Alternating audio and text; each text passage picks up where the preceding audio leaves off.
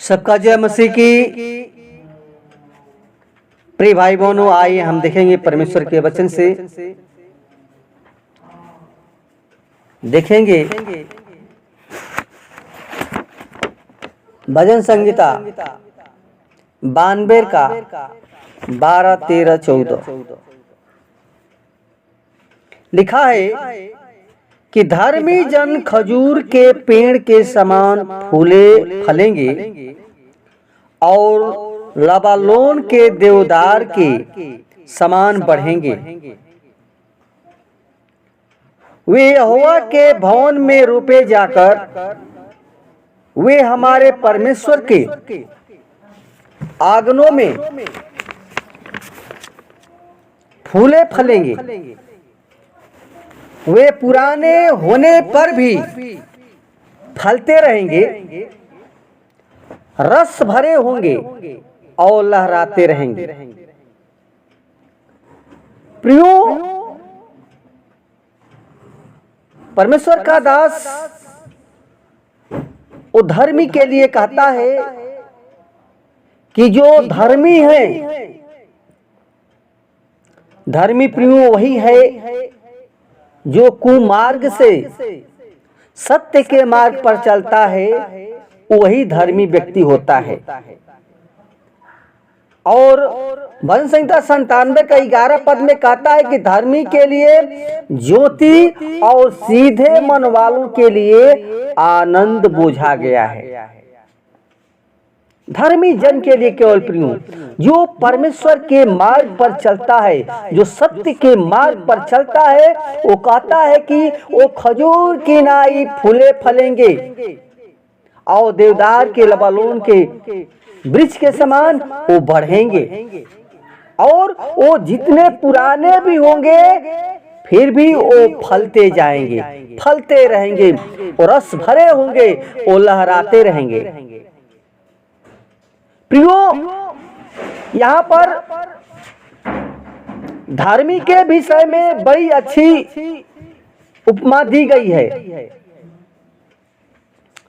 जिसमें हम उन्हें खजूर और देवदार के वृक्ष के समान बताया गया है। प्रियो, आपने देखा होगा कि खजूर का वृक्ष लंबा खजूर का वृक्ष लंबा होता है और खजूर के फलों से लदा रहता है।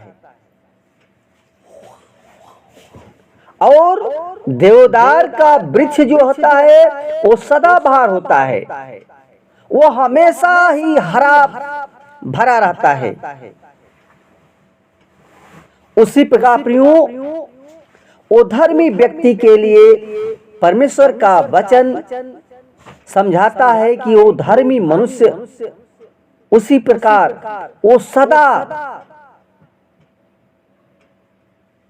ही पवित्र आत्मा के फलों से लदकर और प्रभु के अनुग्रह से परिपूर्ण होता रहता है।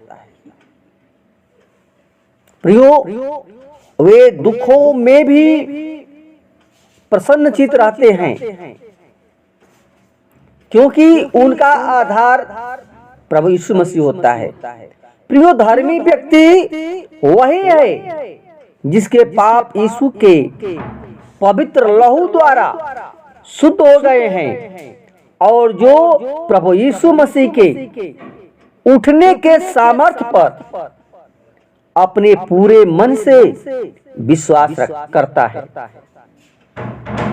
प्रियो, बाइबल जो है धर्मी जन के लिए वो बताती है, कहती है रोमियो 3:24 में कि वे उसके अनुग्रह ही से उस छुटकारे के द्वारा जो मसीह यीशु में है सेत में धर्मी ठहराए जाते हैं। आमीन।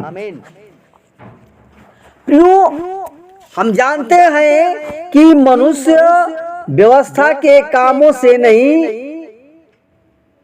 परंतु मसीह यीशु पर विश्वास करने से धर्मी ठहराया जाता है। क्योंकि गलातियों की पुस्तक 2:16 में पौलुस कहता है कि इसी कारण हमने भी मसीह यीशु पर विश्वास किया। खुद कहता है कि हम व्यवस्था के कामों से नहीं परंतु मसीह पर विश्वास करने से धर्मी ठहराए जाते हैं। प्रियो, जो हर समय अपना पूरा भरोसा प्रभु यीशु मसीह पर रखते हैं वे ही परमेश्वर के भवन यरूशलेम में रोपे जाएंगे।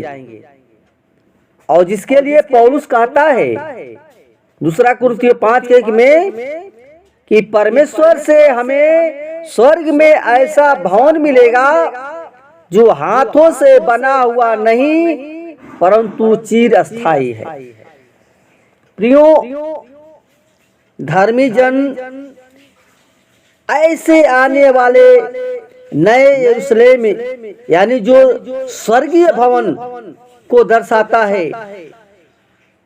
उस भवन में रोपे जाएंगे। यानी आपने सुना होगा कि जब वृक्षारोपण होता है तो वृक्षों के पौधों को एक स्थान से उखाड़कर दूसरे स्थान में बोया जाता है।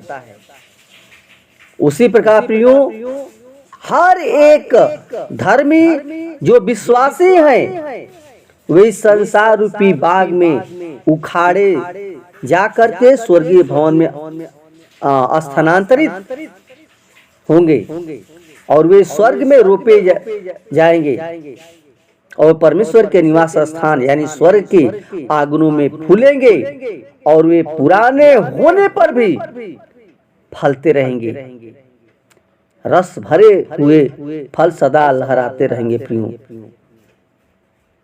और वे सदा पवित्र आत्मा की सामर्थ्य से परिपूर्ण होकर परमेश्वर के स्वर्गीय स्थान में स्तुति प्रशंसा के गीत गाएंगे।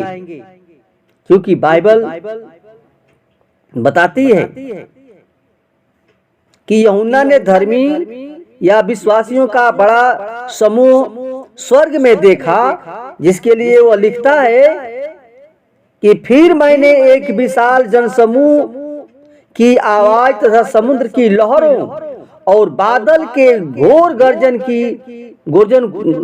को यह कहते सुना है, हालेलुया, जिसके कान हो वह सुन ले कि आत्मा कलीसिया से कहता है, जो जय पाए उसे मैं जीवन के वृक्ष में से जो परमेश्वर के स्वर्ग में है खाने को दूंगा। दूसरा प्रकाशित वाक्य 2:7 में लिखा है प्रियो।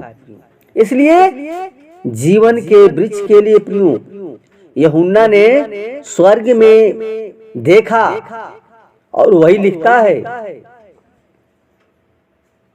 है फिर उसने मुझे जीवन के फल की जीवन के जल की नदी दिखाई जो स्फटिक के समान स्वच्छ थी और परमेश्वर और मेमने के सिंहासन से निकलकर नगर के मुख्य मार्ग के बीच बहती है। प्रियो, नदी के दोनों किनारों पर जीवन का वृक्ष था जिसमें 12 प्रकार के फल लगते थे और वह प्रति माह फलता था। और इस फल की पत्तियां जात जात के चंगाई के लिए थी।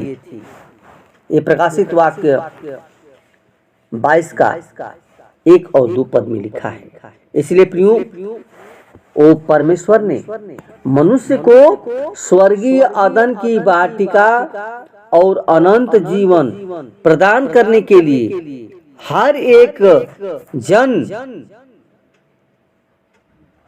को आमंत्रित किया है जो सदा प्रभु मसीह में के सिंहासन के सम्मुख बैठेंगे।